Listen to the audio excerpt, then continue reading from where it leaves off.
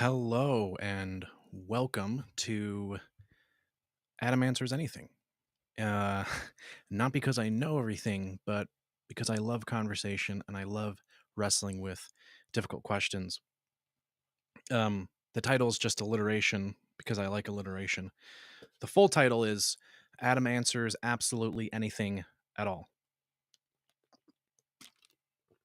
This is our third episode. If you watched the first two, thanks for joining me. And I'm excited about today's episode because we have a viewer submitted question. And you know that I love hearing you guys speak more than I love hearing myself speak. So I'm excited to wrestle and tackle with a question that was submitted by a viewer. Just two quick things before we dive in. First thing is thanks for showing up. So excited that you guys are here. Love all of you. And I hope you're doing well. I hope you're doing good. I hope you're having a great week or a great start to your week, I should say. Second thing is feel free to comment in the chat, leave a comment down below in the video of what your thoughts are on the question of the episode or the question of the day. I would love to hear what you have to say more than I want to hear what I have to say. And so feel free to leave your thoughts. Feel free to leave your perspective because I'd be interested in sharing that perspective as well in the show. So, like I said, feel free to leave a comment down below as well as leave a comment in the chat. Also, if you want to submit a question of your own to wrestle with, then go ahead and scan the QR code there that says ask a question. You'll get a chance to submit your own question. And I'd love to tackle with it, whatever the question might be. So, with those things out of the way, we're going to dive into our question for today. And our question was asked by Sparrow T4082. And I love this question. Such a good question. Actually, it's actually something I haven't thought tons about until you had asked the question. But how should we respond to embarrassment? I think that's how I summed up the question in as good of a way as I could. How should we respond to embarrassment? How should we interact with embarrassment, or how should we deal with it? How should we cope with it? I think there's many different ways that you can ask the question. And I kind of want to deal with this, I think maybe again in three ways, because the last two questions that we've answered, I have tackled each of those questions in three ways. And it's sort of becoming a trend. So I'll I think that I'm gonna have that approach here. The first thing I want to do is somewhat of a semantic thing. The first thing I want to do is semantically define embarrassment and distinguish it from its various parts and various types. Because I think that by distinguishing it, it can help us evaluate what exactly it is that we're tackling. The second thing I want to do is just give some perspective on how we can approach, because this is just my perspective. And the second thing is how we can approach it as far as dealing with it in the immediate sense. And then the third thing I think is how how do you deal with it in the general sense, as far as how do you put yourself in a position where you don't struggle with embarrassment as much as you used to. How do you become more resilient to it? I guess I could say. So those are the three kind of um, the three system or the three sorry the three points that we're going to work through in the question for today. How should we respond to embarrassment? Thank you, Sparrow, for asking the question. I really appreciate it, and thank you for your interaction. So to start off, I think there's an important distinction to be made between embarrassment and shame. I think that the two are very, very, very similar uh, emotions. In fact, some might argue that like shame involves embarrassment, but I think they're very similar, but they're very nuanced in their differences. I would define embarrassment as an uncomfortable position or feeling caused by social situation, often felt as humorous or awkward. So, embarrassment would be an uncomfortable position or feeling caused by a social situation, which leads to feeling, which can often be humorous or awkward. Shame is an uncomfortable feeling caused by perceived moral failure, often felt as remorse or self loathing. And so I think the biggest difference between shame and embarrassment is the way that they're felt. I think embarrassment is often felt either awkwardly or humorously. Like, someone is running down the hallway when they shouldn't be, and they accidentally smack their head into you know something, and it's everyone kind of laughs, right? Because it's just slap humor. But at the same time, for them, it's like, well, it's embarrassing. They ran into something. And um, so it could be humorous, but it could also be awkward in the sense of, like, I would say a social faux pas of, like, you accidentally said something off color in the middle of a situation. And the comment you made, like, really wasn't appropriate. And it's just kind of awkward. And everyone's like staring at you and they don't know how to react. That sums up, in a general sense, the way we feel about embarrassment. But the way we feel about shame is often remorse or self-loathing. Like, shame in the sense of, like, I'm disgusted with myself. I hate myself because I did this thing. I have a very low self-worth because I did this thing. Or I'm remorseful, which, you know, if you did something genuinely wrong, I would pray that you are remorseful. And so that's kind of where the difference between the two would be. And the reason I would think I want to point that out, and I think I'm going to get into this later, is because sometimes we mingle the two in such a way that when we're embarrassed, we feel shame about it. When in reality, there's a difference between the two. And when we're feeling embarrassed, we really shouldn't be feeling shame about that embarrassment. But oftentimes we do, because either through a learned experience or through events in our lives, we've been trained to believe that if this thing happens, then I should feel shameful about it. I don't think that's true. And I think that that's why I want to make a distinction between the two. So, embarrassment, I think, can fall into two general categories. Okay, so we're going to focus on embarrassment. I think embarrassment can fall into two general categories: evaluative embarrassment and exposure embarrassment. So like evaluative exposure, or sorry, evaluative embarrassment is when you feel that you've failed or been judged against something, whether it's a societal norm or expectation, or personal expectation. That's what evaluative embarrassment is, when you feel that you've violated something or you feel that you've failed something. Now, exposure embarrassment is when you feel uncomfortably in the spotlight. So exposure is it's always correlated with everyone's eyes are on you. They're looking at you. They have, thoughts or confusion about you, and you feel awkward because you're being exposed. Maybe you did something, or you have a wardrobe mishap. It's definitely happened to me before. Uh, but I'd say that when we dig through the different types of embarrassment, we're going to do that in just a second. The different types of embarrassment, every type of embarrassment can fall into either the evaluative type of embarrassment, which is us feeling like we have failed a standard or social norm, or it falls into the exposure category of embarrassment, which is us feeling like the uncomfortable center of attention. So the first type of embarrassment, and again, remember, there's three kind of major points that I'm using to talk about embarrassment, and we're still on the first one, which is just semantics. We're just kind of defining what we mean about embarrassment and the different kinds of embarrassment. Also, it's fun because you might be thinking, "Oh, wow, I've experienced that kind of embarrassment before." And as we go through the list, I have six specific types of embarrassment here. So the first one is feeling exposed or privacy violation.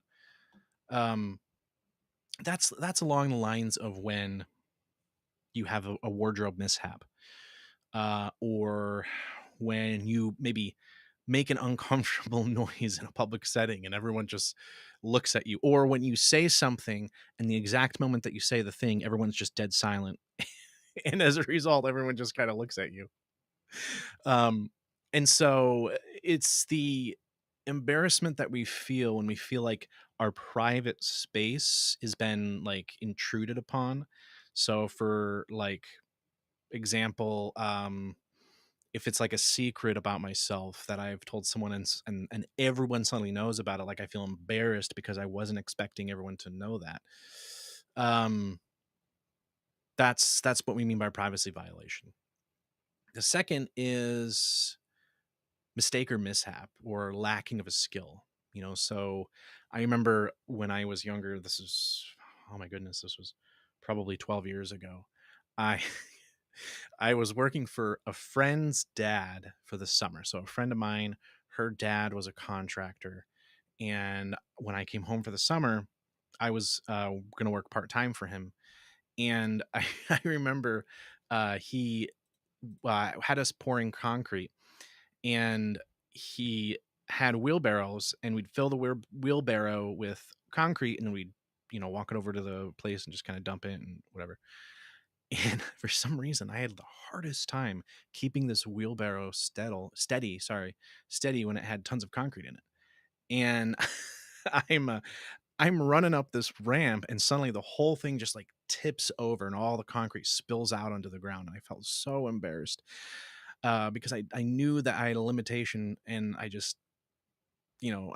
went past that limitation and I've been embarrassing myself. It had a lot to do with balance. I just don't have very good balance, but it was a mistake. And that was the specific kind of embarrassment that we're talking about. It was a mistake. It was a lacking of a skill. That concrete pouring, wheelbarrow driving thing isn't really not really one of my skills. And so there's embarrassment there. Mistakes can be like if you drop a glass and it breaks, or if you're a waitress and you're carrying dishes and they all fall. There's a lot of embarrassment there. The third type is criticism or rejection. I think this one is a little deeper. I think we all know what this one means. It's criticism of maybe the way that we look, or criticism of something that we do, or criticism of a specific way that we act. But there's also rejection, which is rejection from a job, rejection from asking someone out. That's a big rejection, and those mostly hurt when they're in a public setting, of course. The fourth kind would be an awkward act or social faux pas. So I think this is one that we're all familiar with. I think we've done this before. I've certainly done it before, where there's a group of people in a room, and we're all having a conversation, and the level of noise in the room is it's loud because everyone's talking. So I'm talking loud because everyone else is talking loud, but suddenly out of nowhere there's just a lull in all the conversations at the same time, and suddenly my voice is the only one that can be heard, and I say something completely random and out of context, because if you weren't listening to the conversation you wouldn't understand the context. And it just puts you in an awkward situation because now everyone's looking at you like, wait, what? um and I've definitely been there, in an awkward, just kind of like social faux pas, or doing certain things in public that people don't consider normal, or you might consider socially um, unacceptable, or awkward, or something like that. Um, the fifth thing would be image or appearance. I mean, this is kind of an obvious one. For example, I I remember when I was in high school, I had let my mom cut my hair once, and she took a little bit too off on the sides. And I felt really embarrassed because I thought I looked like a bald head kid.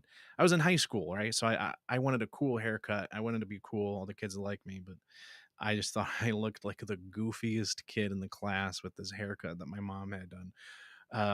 But bless her heart, I mean, she did a wonderful job, but I just felt so embarrassed.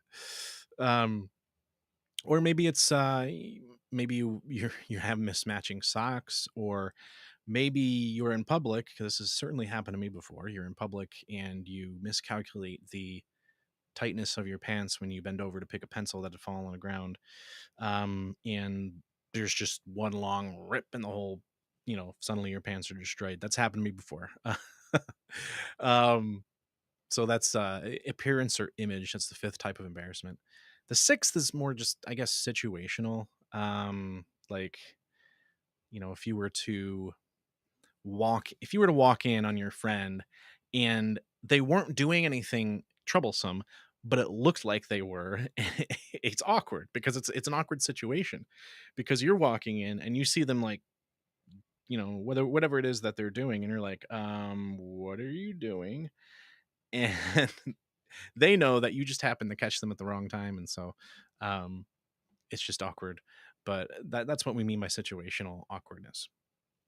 So that's all of the different types of embarrassment. I shouldn't say all. What I really should say is that is all the ones that I could really think of. And so that's the first pillar, which is defining embarrassment. And so remember, there's a difference between embarrassment and shame. And I think that's a very, very important distinction for the reasons that I talked about: embarrassment and shame. And also, there's two types of categories that all embarrassments fit into: there's evaluative and there's exposure. And we listed all the six types of, there could be more, there's probably a lot more, but we listed six types of different kinds of embarrassment and which categories they fall into. And so fundamentally, what we can already see is that embarrassment has a lot to do with sociability. It has a lot to do with societal norms, or what we perceive those societal norms to be. And it has a lot to do with us feeling like we have broken those societal norms, failed those societal norms in some way. And we have put ourselves in a position of feeling like we're momentarily being ostracized from a social situation. It's almost like we're in a river and the river's just flowing in one direction. And in any social situation, whenever you find yourself in a I can't speak. Whenever you find yourself in a social situation, that it's like a river that's just flowing and flowing. Conversations, they flow. The social expectations and attitudes and behaviors, they all flow. They all flow. And when you do something embarrassing, you immediately feel like you have stopped the flow of that river. And as a result, every single person that was in it is thinking about or staring exactly at you. And that, I think, is a good analogy, or best analogy I could come up with for what we mean by embarrassment in social contexts. Now, embarrassment has a lot of negative aspects to me because, yes, there's humorous aspects of embarrassment, and I'll share a story at the end of an embarrassingly humorous um sorry, a humorous embarrassment that happened to me many years ago. But there are humorous aspects to it, but there's also real consequences to it. I mean, feeling embarrassed, especially when you're a teenager, has consequences. Not in the sense that they're going to lose all their friends, or their life's just totally ruined or something because their parents embarrassed them, but because it has a consequence on the way that we develop our social behavior and the way that our brains consider it to be normal in the way that we interact. So what our brains consider to be normal as far as interacting socially is determined by, it can be a consequence of the level of embarrassment that we experience in our lives. And so the second pillar is sort of a general, how can we react to it in the moment? So let's say we've had an embarrassing situation. How can I react to an embarrassing situation in the moment? That's the second pillar. And I like to say this: we should approach embarrassment with humility and humor. And we do that by allowing embarrassment we do that by allowing embarrassing moments to be the guide and the glue of our lives. So I'll say that again without butchering it. We should approach embarrassment with humility and humor by allowing embarrassing moments to be the glue and the guide of our lives. Let me explain what that means. We should approach embarrassment with humility. Humility. See, embarrassment has the potential to humble us in two ways. First, embarrassment reminds us that no one's perfect. It reminds us that everyone is imperfect. No one's perfect. No one's immune to being embarrassed. No matter how wealthy, no matter how popular they are, embarrassment comes for everyone. In fact, I'm always reminded of how human people really are when you have an opportunity to see or be exposed to someone who's famous or wealthy who happens to find themselves in an embarrassing situation. I can think of, the current very popular trending conversation about a couple who were snuggling at a Coldplay concert, right? The CEO of Astronomer, and it was an embarrassing situation to suddenly be on the big screen when you're in the middle of having an affair, which is something you shouldn't do, by the way. And it was obviously embarrassing for them. Now, I think that embarrassment was justly deserved. I mean, that's just my opinion, but we won't get into that. But it adds a humanness to these wealthy CEOs that wasn't really there before, that they're human. They're human. They make mistakes. They're just like we are. Um, and there's really no difference. And so it humbles us that by reminding us that we're all human, and in so many ways that is a very comforting thing. It's a very comforting thing to be reminded that we're all human. Second, humility gauges our priorities and humbles us when we've placed social expectations above other things and above other people. Um, we all have a God given calling to give and to love others more than ourselves. Embarrassment can often serve as a reminder that maybe we've placed social expectations and social norms above that calling. Maybe you know someone who is embarrassed by a friend or family member, like, oh man, that guy, he embarrasses me. Or, oh man, my parents just won't stop embarrassing me. Or, yeah, my cousin, he's just really weird and embarrassing. Maybe you know someone like that, and they act embarrassed because they have a friend or family that acts a certain way, or they do a certain thing, and they think that society looks awkwardly at them, and so they think that society looks at them as though, wow, man, that guy has an embarrassing cousin. Ooh, he's weird.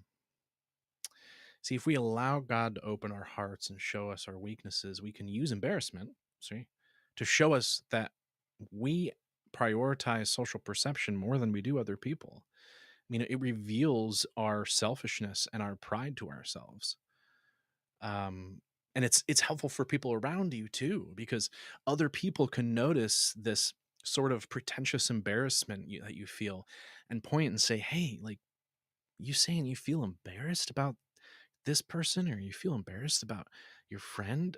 And, like, why would you say that? I mean, this friend really cares and loves for you, and yet you're acting like you're so embarrassed by what they do or what they say. And I think that it gives us an opportunity to be able to recognize that in other people and be able to speak truth into their lives.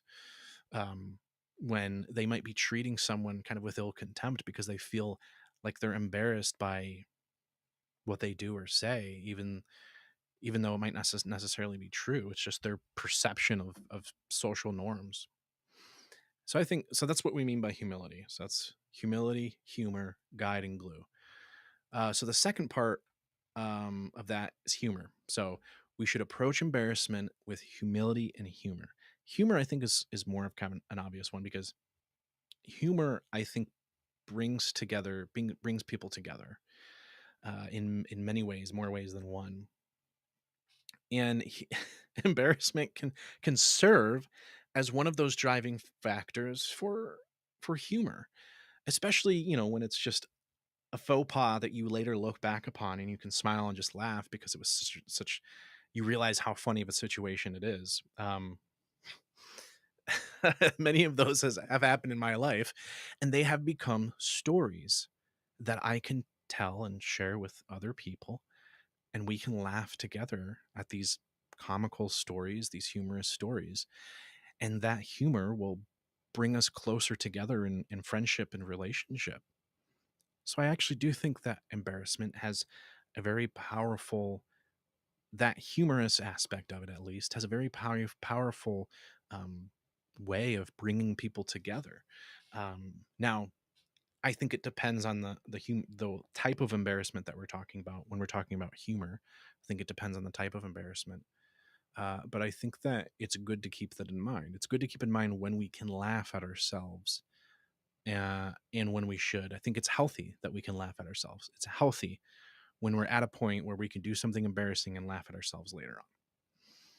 So, humility and humor. Well, how do we do that? We do that by allowing embarrassing moments to guide and to glue us.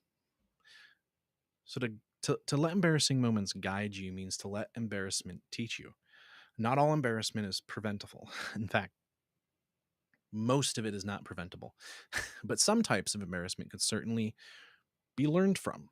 If we embrace an embarrassing moment rather than try and run away from every embarrassing moment, we can learn things about ourselves, and we can learn things about the way that we might do things and how we should do them differently, and we can learn about our own attitudes towards certain things, and we can let those and use those be tools in our lives. For example, let's say you're constantly finding yourself in the awkward situation of saying off-colored jokes or inappropriate comments when you really shouldn't be, and it's putting you in these awkward situations. Well, maybe that should give you pause to consider the things that you spend time thinking and dwelling upon. I mean, because what we put into our heart comes out of our mouth, and so I think in that sense it could guide us and teach us, hey, maybe I should be more, conscious of my speech, and not just conscious of my speech, but maybe should start thinking about the kind of media that I consume, the kind of content that I consume. That's just one example of how we could let embarrassment guide us. Um, but we should also let it glue us. And this is, goes right along with humor in that swapping embarrassing stories are some of the best bonding moments, as I said. And I think that to be able to look at embarrassment, to recognize those moments that could be glue for us in our lives, I think is really helpful. Um, because we can use those as stories to share with people that we're building relationships with. And when we share embarrassing moments, it not only glues us together in relationship, but it adds a more human element to our lives. It humanizes us as characters, and so we feel a camaraderie with people that we recognize as, wow, they've also had embarrassing moments. They're also just as human as I am. So I think that would be my practical advice in how to deal with embarrassing moments, I guess, in the moment when you've done an embarrassing thing. Um, or maybe in general, I guess, maybe not in the moment, but in the general, how to deal with embarrassment in the general. But the third pillar I would say is more, how do we how do we think about and interact with embarrassment in life at large? That would be the third pillar. Because it's not true that I never experience embarrassment. That's definitely not true. I definitely experience embarrassment. I just experienced it last week. But I would say that it is true that the reason I haven't really thought about embarrassment a lot is because I don't really let it affect me as much as maybe I would have when I was a teenager.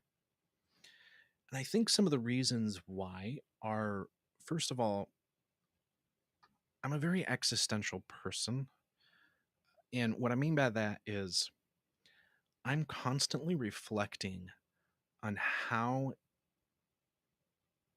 I'm constantly reflecting on the qualitative meaning of actions, words, and ideas, and the things that I spend my time doing. I'm constantly reflecting on whether or not what I'm doing is meaningful or what I'm saying is meaningful. Because I fully recognize that life is incredibly short, shorter than we ever realize. And as we get older, we only realize how much shorter it really is than we thought the previous year. And that perspective honestly sticks with me quite regularly. And as a result, I tend to let go of things much more easily. that I realize I don't need to hold on to. And I think that's maybe why I try not to let the negative aspects of embarrassment stick to me, because we're only given a certain amount of time in life. And it's not my job to make sure that everyone in the world is happy. It's not my job to ensure that everyone looks at me with happiness or joy or contentment. That's not actually my job. My job is to love unconditionally and to trust in the Lord to tell me what to do with my life. I mean, that's my job. My job is to love others unconditionally and to tell them about Jesus. That's my job. Just kind of at an existential 3,000 feet kind of view, or 30,000, 3,000, not that high, but 30,000 feet view. That's my job. And I will love someone unconditionally. And whether or not they love me back, it's not my responsibility to ensure that they do. It's not my responsibility to ensure that I'm socially accepted. It's not my responsibility to ensure those things, but it is my responsibility to just give unconditionally of myself. And to do that, regardless of whether or not there is a payout, regardless of whether or not there's a return on my investment. And one of the ways that social situations cease to bother us is when we realize that, because we can find ourselves in social situations where we feel like we're inadequate because we feel like we're constantly embarrassed, like we're embarrassed on a daily basis. And when you find yourself in a position where you realize, okay, it's not my job for other people, it's not my job to ensure that people consider me socially normal. It's not my job to consider how they feel about me. It's just my job to love them. I find, or at least I have found in my life, that puts me in a place in my life where I'm more willing to let go of things. I'm more willing to let go. I'm more willing to move on. I'm more willing to just set things aside and say, you know what? I can feel embarrassed about this, or I could feel all upset about this, but I'm not going to, because I don't think it's worth the time and I don't think it's worth the effort. I've said this I've said this hundreds of times before, but time is the only currency we spend without ever knowing how much we have left. And I could spend my time, trying to ensure that I'm the utmost socially adequate aptitude person on the planet, but that's not what I'm called to do. And so I just prefer not to do it. And I think that perhaps it's just a first step into us moving past what we consider to be embarrassment.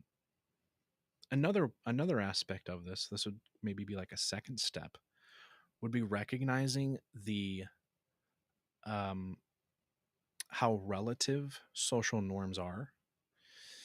It's somewhat of a blessing that we're in today's culture as opposed to 300 years ago, because 300 years ago or 200 years ago or whatever, there were social norms that weren't just social norms. They weren't relative. They were considered the objective standard of how to function in society. And if you didn't fit those standards, then, well, you were supremely ostracized from society. And I think today we've come a long way in the sense that we don't have that same expectation. In fact, there was an entire generation, I'd say the millennial generation, they are the first maybe not the first, but no, definitely not the first, but the millennial generation was known as the hipster generation, or is known as the hipster generation by many standards, not all of them. And to be a hipster is be countercultural, right? It's to go against the grain, to go against the flow. And I say they're not the originators because I think maybe Gen X would have been the originator. I don't remember, or the generation before them, but I think that we live in a society and in a time where we recognize that social norms are relative. Within our cultures, this American culture, there's so many subcultures. There's so many niches, there's so many subcultures that it's just incredible, but it's also a beautiful thing. And when you recognize that, when you recognize how many different cultures there are, when you recognize it, and also when you recognize that yours isn't necessarily the best, I think that's really important. When you recognize that yours isn't necessarily the best, every culture, subculture, has pros and cons, has good things and bad things, every single one.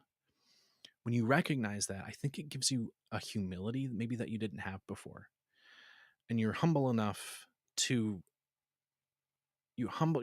to recognize that it doesn't like it's not the end of the world if you've broken social expectations, or if you've committed some sort of faux pas. It's not the end of the world, because there's so many different subcultures that there's no one objective standard of this is how you must act culturally in order to be considered normal. Normal is a relative term, completely and utterly relative term. And and so I think that is the second aspect, or the second point. I think that or the second step that I think at least gives me, at least just because I can only really speak for myself, I think it's the second step that gives me the ability to look at social situations and say, like, yeah, you know, doesn't bother me. I did something socially awkward. Doesn't bother me, because what we considered socially normal is a relative thing. And in reality, if you really think about it, like social norms are just a bunch of people got together and agreed that this is how you should behave. It's like language, like the English language. Someone somewhere at some point in time recently decided that the term riz means charisma, just somewhere. And that person had the attention of enough people so that those people started emulating that word and attaching to it that meaning. And those people had enough attention, you could see where I'm going, to goes on and on and on and on, like a branching tree. Well, you get enough of the population, and suddenly everyone just assumes that this is a word. This is a word that has a meaning. We all agree this is what this word means. Well, it only means that because a bunch of people said it does. I could just as easily say that Riz is just a term for soda pop and be no different in my factuality than everyone else that says, well, Riz means charisma. Social norms are kind of the same in the sense that this is considered normal because a bunch of people just said it was.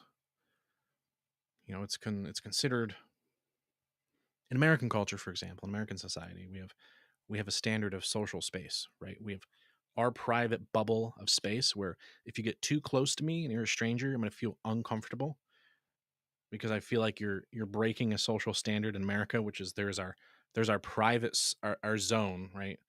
That's around us, our bubble. And whenever we're in social situations, people keep a certain distance from each other because we feel that's socially acceptable. Well, that's not the case in other cultures. You go to Latin American cultures, for example, and you're talking to a guy and he's like right in your face, and he's just having a conversation. Well, that's considered normal. Not in America, but it's relative. You know, are they being awkward, uncomfortable, and embarrassing because they're standing too close to you?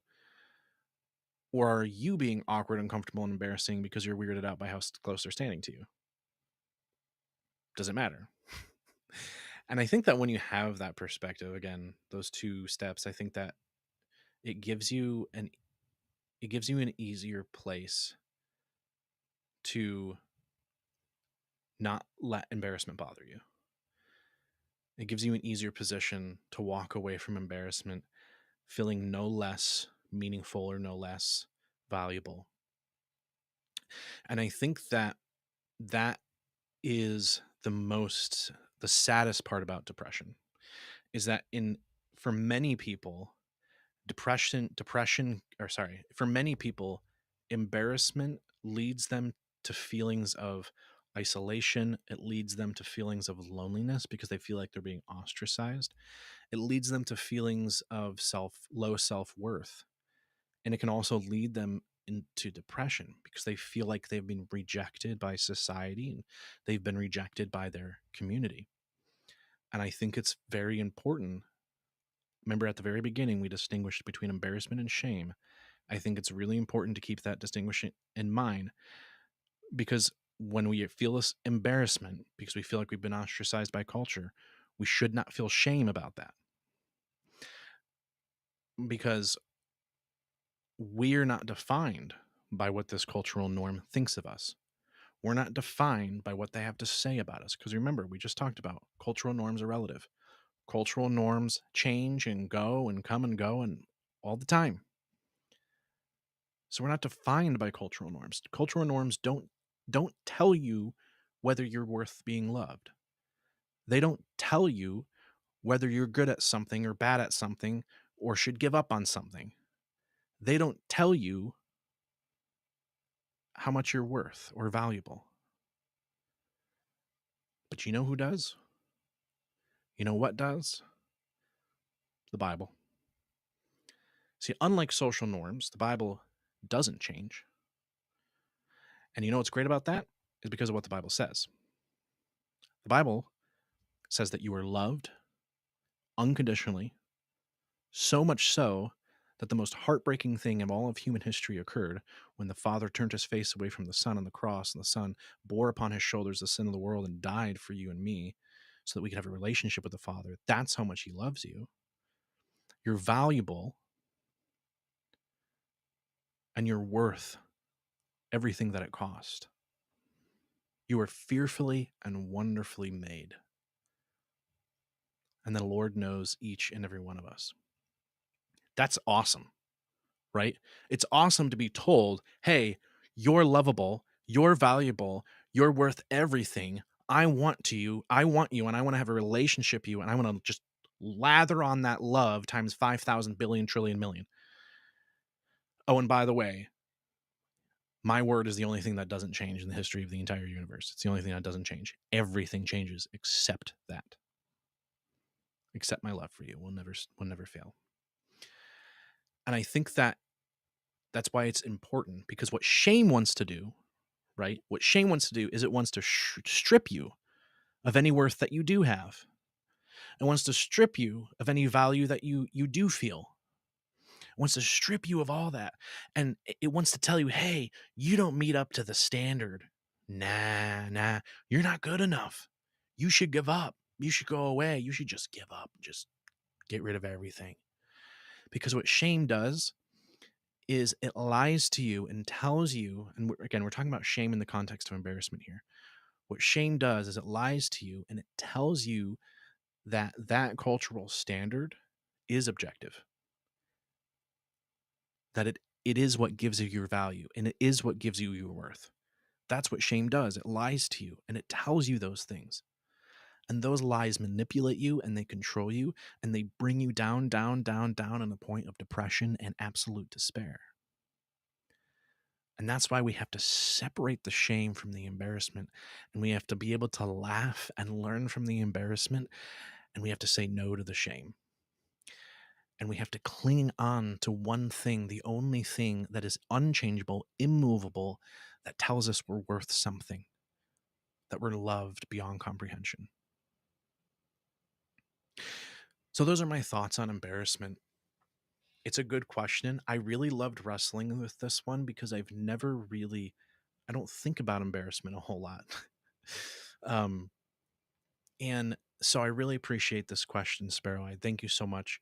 And if anyone listening to this has any questions or any follow-up questions about embarrassment, or maybe wants to make a comment or share their perspective about embarrassment, please share it below in the comments or share it in the chat if you're watching this right now.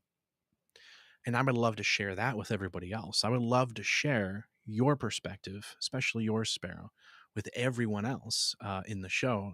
And so I would love to hear that. Now, I did say, so this is the end of Adam Answers Everything for today, or Adam Answers Anything, the end of the episode for today. But if you want to stick around, I do have an embarrassing story that I'm willing to share. I've shared this one quite a few times, and so I have no qualms about sharing it on the internet publicly because it is kind of funny. But when I was in college, this was almost 15 years ago, believe it or not. Yeah, believe it or not. But when I was in college, I had some couple of friends of mine. We decided we were going to go to Puerto Rico for our spring break. And it was spring break, and we none of us were coming back home to where we live in Michigan. And so we thought, okay, well, let's go to Puerto Rico, because we were in Florida at the time, so we were going to college, and Puerto Rico is much closer to Florida than Michigan. And so we all bought tickets, we got on a plane, went to Puerto Rico, and my buddy's grandparents at the time were living in Puerto Rico, and so we'd stayed with them for a couple of the nights. But we mostly kind of were on our own. And I remember, like, we stayed on a beach on an island called the Culebra, and it was flamenco beach. And I remember, like, walking hours to get to this port in the middle of the night, paying like $10, sitting on a ferry for an hour with a farmer and who had a bunch of goats and chickens, and we're just sitting in the belly of this boat. And it was in the middle of the night. I remember, like, getting off the ferry, and like, we're on the island. We couldn't see anything, so it was in the middle of the night. But and then I remember pitching a tent somewhere, waking up in the morning, and it was like insanely beautiful. It was a very beautiful beach, very beautiful island. But one of the things that we did while we were in Puerto Rico is we went on a hike. Um, I want to say it was called El Junque. It was a mountain in Puerto Rico, and we wanted to go hike up the mountain. So we started hiking up the mountain, right? And there's this river that flows down the mountain side of the mountain, and the hiking trail is right along the river. So it stays along the river as the hiking trail goes up. You're essentially hiking up alongside the river. Well, about halfway up the mountain, we saw this point in the waterfall where it's just like there's some really great cliff diving opportunity. We thought, oh, this is awesome. Like, we need to go cliff diving. We were halfway up, thought it was a good break point, but I realized, like, I didn't have any swimming trunks. I had a backpack with a bottle of water and some sandals and maybe a couple of other things, but I didn't bring swimming trunks. And everyone said, well, neither did we. So we just decided, okay, well, we'll just go swimming in our boxers. I mean, why not? I mean, our ancestors, went swimming in loincloths or whatever. So we just, took off took off our clothes, stripped down our boxers, and started jumping in this little pool underneath where the waterfall was. Part of the waterfall was. And we were having a good old time, and we were climbing up this massive boulder, and we would jump off into the little pool below. And one time I was climbing up the side of this boulder, after having jumped off several times. And as I was climbing up the side, I lifted up my leg to get my foot on a little rock that I could, boost myself up to the top of this boulder. And the next thing I hear is rip, like the most comical cliche rip that you could think of. It was just rip. And I immediately felt like something was different about me. And I looked down, and I kid you not, I saw my boxers floating down the river, just minding their own business, floating down the river. Well, I look down and I realize I'm butt naked, and I'm clinging to the side of a boulder. And what's worse is I turn around, and behind us, because remember, the hiking trail runs alongside the river. And so I look behind me, and I see a family of 4 Americans standing there in disbelief that a fat, naked white guy is clinging to the side of a boulder at a waterfall in Puerto Rico. So I look up at my buddy. I say, I gotta go. So I just let go of the boulder, fall into the river, and I swim a little bit, and I was able to get my boxers because they got caught on a rock. And I got them, and I fashioned them into a loincloth as well as I could have. And I climbed the boulder and just kept swimming. I think the family they quickly moved on from the scenario. But cliche, perfect example of an embarrassing situation. I would say that if I had to put a type of embarrassment, I I would say there are several types of embarrassments there. Appearance or image would definitely be a type of embarrassment. Feeling exposed, yeah, that's definitely a type of embarrassment I was experiencing. And then perhaps an awkward act was a type of embarrassment, and also situational was embarrassment. So I almost had all six categories in one situation. So that's the content, or sorry, that's the story of embarrassment. So that's pretty much it for today for Adam Answers Anything. And if you missed the show, I hope you guys will be able to watch. We have a comment here. Love the content. I'm going to watch the video later. Thank you so much. I really appreciate it. And I really hope you enjoy the content. Really hope you enjoy the question. And if you have any thoughts on embarrassment, like I said, please leave them in the comments. I'd really love that. And then I just want to give a shout out to again to Sparrow. Thank you so much for your question. I really appreciate it. Really loved tackling with it. So one of the things I had mentioned in the first episode is that I haven't really nailed down a specific time that I'll be doing these episodes for the show. So for the time being, they're going to be a little sporadic, but I would like to do them as often as I can. So thank you so much. I hope you guys have an incredible, wonderful week. Thank you for listening.